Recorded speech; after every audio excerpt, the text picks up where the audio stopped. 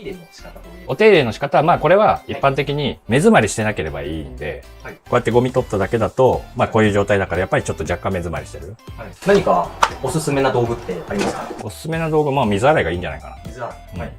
お湯とかじゃなくてもいいんですか？まあお湯とか水でも何でもいいと思う。で、これが仮に湿っててカビてたら塩素系の洗剤とか使ったらいいよね。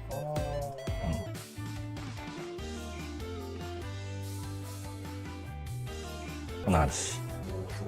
全然綺麗でしょ。はい、綺麗ですね。でもおすすめは洗わないこと。これさ、衝撃的事実だと思うんだ衝よね。撃的だね。いや、俺もちょっと今聞いて半信半疑だったの。はみたいな。でしょ？でもやっぱそうだよ。